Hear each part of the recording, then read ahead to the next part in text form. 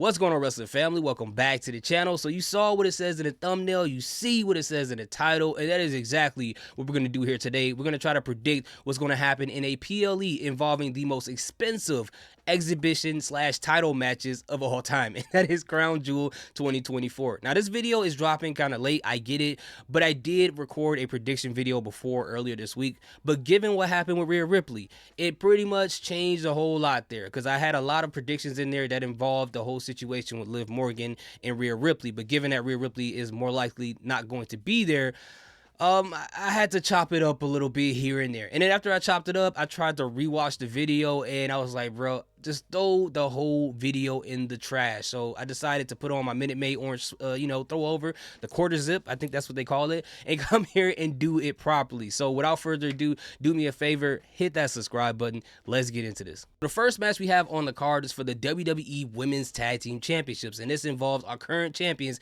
and our queens, okay? Jade Cargill and Bianca Belair versus Piper Niven and Chelsea Green versus Metaphor versus Damage Control. And I don't know about you guys, but I'm excited about this match. I think this is going to be one of the most entertaining matches of the night, given the women involved, given the tag teams involved, which those two are basically the same thing, given the spots that we may see in this match, which will be really, really good. And you guys know me, I love tag team wrestling, so I'm going to have a lot of fun watching this match. I just hope in this situation that they'll do two things for me, and I'll be happy if they do this. For one, they hope they reestablish Piper Niven as this indestructible force in this match, because ever since she had that squash match against Michin, they've been booking her really, really weak. So I think this is an opportunity to kind of, turn the tides in that whole thing. And for Chelsea Green, although I love her gimmick as this Karen, as this comedic thing, but hopefully in the ring she look less jobberish and she can showcase how good she is in the ring, because if you see how she was in the indie scene, she's really good. So hopefully they implement that more in this match. And we saw a glimpse of it when her and Piper Niven got involved in the Metaphor and Damage Control match at NXT. So hopefully they expand on that within this match itself, and that'll just make the match a ton better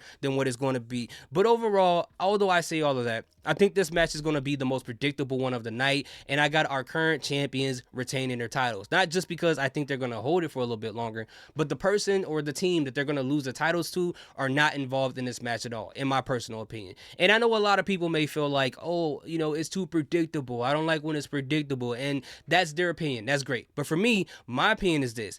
If it makes sense and if it's a lot of fun, you could be as predictable as you want to be. Has there ever been a time when you ordered your favorite meal and you took a bite out of it, and at the end of it you got mad, like, dang bro, I knew if I took too many bites it was gonna be gone. It's too predictable. Why did I order this? Like, you never get mad at that. You're not even there for that reason. You're more there for the experience of when you get the food, when you're eating the food, to the point to where it's gone. So if the experience from the beginning to end is great, the result really doesn't matter at the end of the day, especially if it makes sense. So the next match we have on the card is between Big Bronson Reed versus Seth freaking Rollins in a unsanctioned match. One of my favorite matches to watch, guys. Unsanctioned match, no DQ, hardcore, anywhere falls, no hold bars. Some of my favorite matches, you can put it anywhere on a card. I'm instantly going to be interested, and I'm going to love it, especially if the right people are involved. And I think that's the case right here with Big Bronson Reed being this monstrous heel versus Seth freaking Rollins, who's this person who is a workhorse wrestler and a person who's willing to work through injuries, work through pain to prove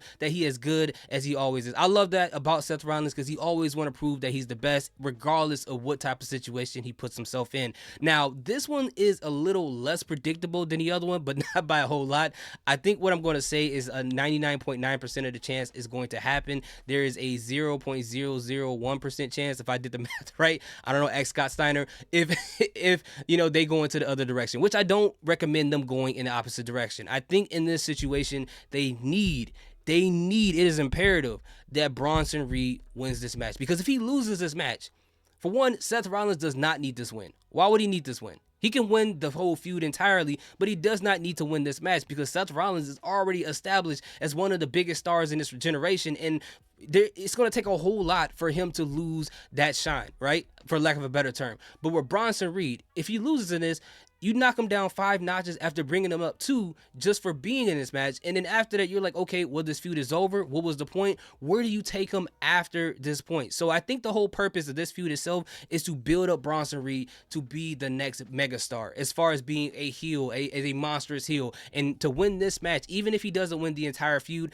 I think this is a step in the right direction, and they will continue this feud going into probably Survivor Series or something after that. Maybe, I don't know, Saturday Night Main Event, or maybe, you know, they can continue the feud on later on, and they can just keep going back and forth and having this blood feud where it's just like on site everywhere they go. And I think that's perfect for both of these guys. But at the end of the day, Bronson Reed definitely needs to win this match, and that's what I got for. So next up, we have the match between Kevin Owens and Randy Orton. And I think we all agree that Kevin Owens has to win this match. I can't see or think of why Randy Orton would need to or would have to win this match in this entire situation. So it has to be Kevin Owens. I think he's going to use nefarious means, maybe a low blow, maybe he's going to crash out at some point in time. But at the end of the day, he's definitely going to win this match. And I would not be surprised after the match is over that he destroys Randy Orton once again. So the next match we have on the card is for the United States Championship with our current champion, LA Knight, versus Carmelo Hayes versus Andrade. Now, I got LA Knight retaining the title because I think it doesn't make any sense for Andrade or Carmelo to win this match. Given they got this heated feud, I think they're going to cancel each other out. They're going to cost each other this match, but we also need to have a deciding winner in their series, because we saw what happened in match 7 where LA Knight pretty much ended that match. So we didn't have a deciding winner. So we need match 8 to actually happen, and the winner of that should go after LA Knight for the championship in a one-on-one match.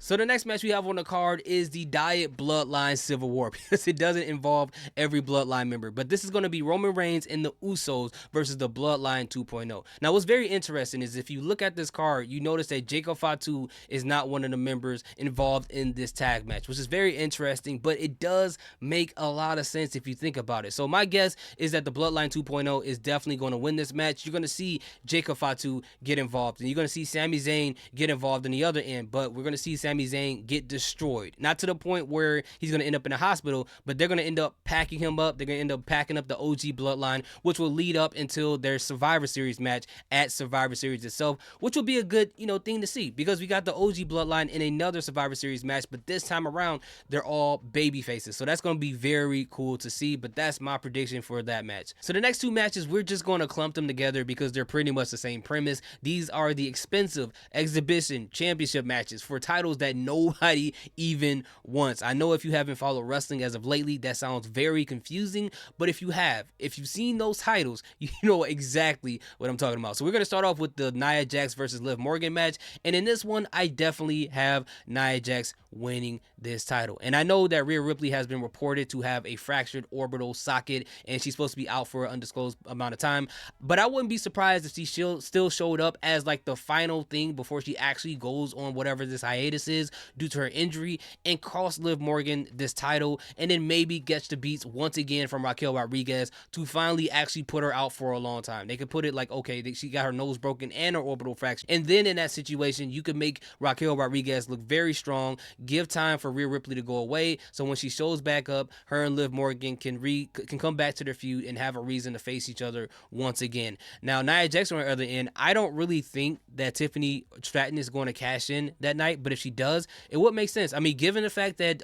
Nia Jax would win this Crown Jewel championship, it doesn't mean she'll walk out with nothing. So at this point, if Tiffany Stratton does cash in, then you have Nia Jax, who still has a title at that point in time, but I still think that's not going to happen. I think they're going to give it more time for Nia Jax to kind of take the title and the championship she does have on SmackDown and just kind of flaunt it in the face of Tiffany Stratton, and to the point where Tiffany Stratton finally breaks and eventually cashes in on her because she gets tired of her treating her the way that she treats her. Now, the next match we have is between Gunther and Cody Rhodes. Now, initially, my thought is because they're building up this match between Gunther and Goldberg, that Goldberg will come in and interfere in this match, and since Saudi has all this money, Goldberg likes money, so why not have them pay for Goldberg's, the whole situation with him being there?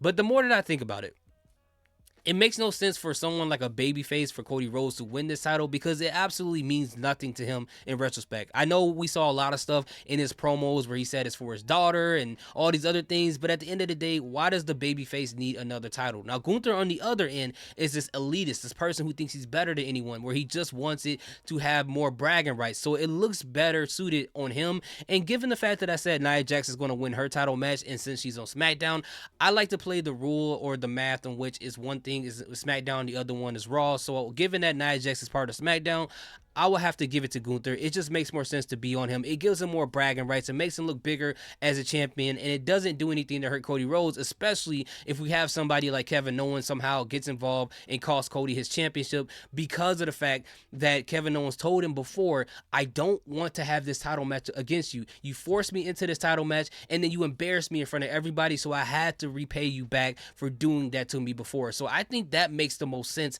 out of this whole entire situation. So those are going to be my prediction for Crown Jewel this Saturday. Let me know in the comment section what you guys think. I appreciate each and every one of you guys. By the way, we're going to live stream SmackDown tonight. I'm going to start the live stream a little bit earlier just to kind of kick it with you guys for a little bit, and I'll be joining the Flex Zone podcast later on tonight. And then for Crown Jewel, I will be doing a live stream with the Flex Zone podcast once again. So I would love to see you guys there. Hopefully you guys have an amazing day. Salute, peace, have a good one.